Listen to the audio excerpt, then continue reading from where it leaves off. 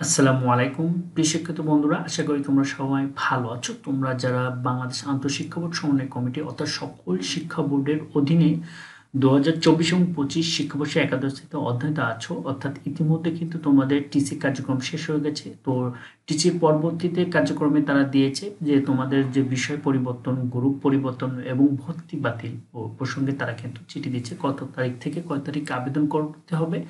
সেই নোটিশটা কিন্তু ইতিমধ্যে কিন্তু আমার চ্যানেলেই আপলোড করা আছে।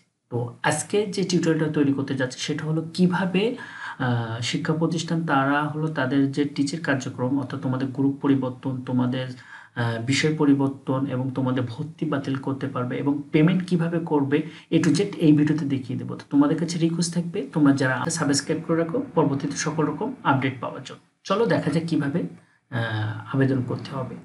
তো সকল শিক্ষা প্রতিষ্ঠান কিন্তু জানে তারা কিভাবে যে ওয়েবসাইটে আসবে, অর্থাৎ xclassadmission.gov.bt। এই ওয়েবসাইটে আসার পরে কিন্তু তাদের কিন্তু ইন্টারফেস এমন একটা থাকবে, তাদের শিক্ষা প্রতিষ্ঠানের নিজস্ব ইউজার আইডি এবং পাসওয়ার্ড আছে, পাসওয়ার্ডে লগ ইন করার পরে কিন্তু ইন্টারফেসটা এমন চলে আসবে। তো ইন্টারফেস আসার পর আমি বাম সাইডে কিছু হোম মেনু আছে, অর্থাৎ মেনু বারগুলো আমি বলে দিচ্ছি। হোম মেনু অর্থাৎ হোম মেনুতে ক্লিক করলে তাদের ইন্টারফেসে কিন্তু হোম মেনুগুলো টোটাল এরকম শো করবে। তারপর রেজিস্ট্রেশনের ড্যাশবোর্ড আছে, শিক্ষার্থীদের তালিকা অর্থাৎ যে সকল শিক্ষার্থীদের রেজিস্ট্রেশন কমপ্লিট হয়েছে তাদের তালিকা এখান থেকে হবে এবং নিবন্ধিত তালিকা অর্থাৎ যে কতজনকে শিক্ষার্থীদের নিবন্ধন করা হয়েছে তাদের তালিকা থাকবে এবং অর্থ প্রদান ইতিহাস অর্থাৎ তোমাদের বিষয় পরিবর্তন, বিভাগ পরিবর্তন, গ্রুপ পরিবর্তন এবং হলো ভর্তি বাতিল যাবতীয় অর্থ প্রদান এখানে থাকবে। এবং যে সকল শিক্ষার্থীদের আনয়ন করা হয়েছে ইতিহাস অর্থাৎ যে সকল স্টুডেন্ট টিসি নিয়ে চলে আসছে সে সকল স্টুডেন্ট এখানে থাকবে এবং ইডিইউ বরাদ্দ অর্থাৎ এটা তোমাদের একটা আইডি বরাদ্দ করতে হয়, যদি সেক্ষেত্রে বরাদ্দ করতে পারবে। আর এখানে হলো তোমাদের হলো যে ট্রান্সফার সার্টিফিকেট ইটিসি অর্থাৎ ঢাকা বোর্ড যে সকল বোর্ডের অধীনে আছে, অর্থাৎ হলো যদি ঢাকা বোর্ড থাকে ঢাকা বোর্ডকে ইটিসি বলে, আর হলো তোমার হলো অন্যান্য বোর্ড হলো বিটিসি। সেক্ষেত্রে এখানে ইটিসি এবং বিটিসি মেনু বার এটা হলো শিক্ষা প্রতিষ্ঠান দেখতে পারবে। আর তোমাদের যে কাঙ্ক্ষিত যে সাবজেক্ট বা গ্রুপ চেঞ্জ অর্থাৎ এই মেনুটা ক্লিক করলে তোমাদের সাবজেক্ট এবং গ্রুপ চেঞ্জের এই সাইডে টোটাল স্টুডেন্ট সংখ্যা থাকবে, এখান থেকে তোমরা সার্চ দিয়ে তারা দেখে নিতে পারবে। এবং তৃতীয় এখানে অপশন আছে যে সকল স্টুডেন্টের সাবজেক্ট এবং গ্রুপ চেঞ্জের কমপ্লিট হয়েছে তাদের রেজিস্ট্রেশন সহ এখানে দেখাবে এবং রেজিস্ট্রেশনের যে বাতিল কার্যক্রম তোমাদের যদি কোনো রেজিস্ট্রেশন বাতিল করতে চায় সে সকল স্টুডেন্ট এখানে রেজিস্ট্রেশন বাতিল কার্যক্রম করতে পারবে এবং তাদের লিস্ট দেখাবে। এবং আবেদনটা কিভাবে করতে হবে এবার পূর্ণাঙ্গ আমি দেখিয়ে দিচ্ছি আবেদনটা কিভাবে করতে হবে। টোটালি তোমাদের যদি আবেদন প্রক্রিয়া অর্থাৎ যে সকল স্টুডেন্টকে তোমরা গ্রুপ চেঞ্জ করতে চাও বা ফোর সাবজেক্ট চেঞ্জ করতে চাও এবং সে সকল শিক্ষার্থীদের কিন্তু ইন্টারফেসে এই বাটনটা ক্লিক করলে অর্থাৎ সাবজেক্ট অ্যান্ড গ্রুপ চেঞ্জ বাটনে যদি আমরা ক্লিক করি তাহলে সেক্ষেত্রে কিন্তু ইন্টারফেসটা এমন দেখাবে। এখান থেকে সেই অনুযায়ী এবং স্টুডেন্টের আইডিটা ঠিক আছে কিনা সেটা চেক করার পরে তার বিভাগ যদি পরিবর্তন করতে চায় এবং বিভাগ পরিবর্তন করতে পারে, তার ভার্সন যদি ভার্সন চেঞ্জ করতে চায় ভার্সন চেঞ্জ করতে পারবে এবং তার যে সাবজেক্টগুলো অর্থাৎ মেন যে সাবজেক্টগুলো সেই সাবজেক্টগুলো এখানে দেখাবে এবং নির্বাচনের বিষয় অর্থাৎ নির্বাচনের বিষয়তে একটা সাবজেক্ট এবং ফোর সাবজেক্ট বিষয় এখানে যদি চেঞ্জ করতে চায় সেই ইনফরমেশন চেঞ্জ করে।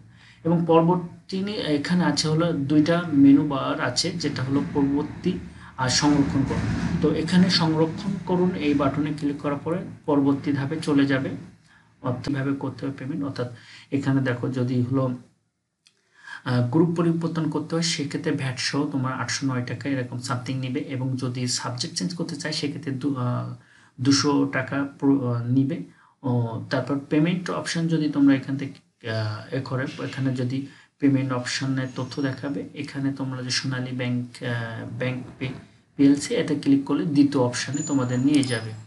তারপরে তোমাদের এখানে এরকম একটা পপ আপ মেসেজ দেখাবে যে আপনাকে এখন গেটওয়ে পৃষ্ঠায় নিয়ে যাওয়া হবে, একবার আপনি অবসার করুন বাটনে ক্লিক করলে আপনি পরবর্তী 2 মিনিটের মধ্যে গেটওয়ে পরিবর্তন বা পুনরায় চেষ্টা করতে পারবেন না। যদি পেমেন্ট অপশানে নিয়ে যায় তাহলে আপনি বলছে যে অবসার করুন এই বাটনে ক্লিক করলে পরবর্তীতে কিন্তু তুমি ব্যাক করতে পারবে না 2 মিনিটের মধ্যে, সেটাই বলতে চাচ্ছে।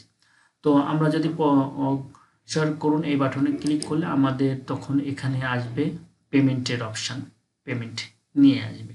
এখানে পেমেন্ট আছে সোনালী ব্যাংক, তুমি যদি সোনালী ব্যাংকে পেমেন্ট করো বা সোনালী ব্যাংকে অ্যাকাউন্ট থাকে অর্থাৎ অ্যাকাউন্টে ক্লিক করলে তোমাকে নেট অ্যাকাউন্টের কাছ থেকে অ্যাকাউন্ট থেকে টাকা কেটে নেবে। আর যদি অল ক্লিক করো তাহলে তাদের অ্যাপস থেকে টাকা কাটবে। এবং কার্ডে করলে কার্ড এবং মোবাইল ব্যাংকিং করলে মোবাইল ব্যাংকিং, ইন্টারনেট ব্যাংকিং। তো আমরা এখানে দেখা যাচ্ছে মোবাইল ব্যাংকিংয়ে পেমেন্ট করব। মোবাইল ব্যাংকিং সহজ, যার কারণে নগদ, বিকাশ, ইউক্যাশ যেভাবে তোমরা পেমেন্ট করা যায় সেভাবে পেমেন্ট করতে পারবে। তারপর পেমেন্টের যে এটা সর্বশেষ তোমার ফোন নাম্বার দেওয়ার পরে পিন নাম্বার আনুষঙ্গিক সব কিছু আসার পরে এখানে ভ্যাটসহ 809 টাকা 60 টাকা কাটবে। কনফার্ম বাটনে ক্লিক করলে তোমার পেমেন্ট ক্লিয়ার হয়ে যাবে। তারপর তোমার পেমেন্ট হয়ে গেলে এখানে দেখো একটা পপ আপ মেসেজ দেখাচ্ছে শুধু আপনার লেনদেন সম্পূর্ণভাবে সম্পন্ন হয়েছে। তারপর এখানে আমরা দেখতে পাবো যে আসলে পেমেন্ট হয়েছে কিনা, অর্থ প্রদান ইতিহাস, অর্থাৎ আমরা এই বাটনটা ক্লিক করে যে দেখতে পারবো যে আমাদের কি কি অবস্থানে আছে। শেষ অবস্থানে অলরেডি এখানে দেখিয়ে দিচ্ছে যে এই অবস্থানে আমরা আছি। পর্যন্ত রাখতে চাচ্ছি। এই নিয়ে তোমাদের কোনো প্রশ্ন মতামত থাকবে তোমরা কমেন্ট বক্সে প্রশ্ন করবে। তোমরা ভালো থাকবে, সুস্থ থাকবে। আসসালামু আলাইকুম।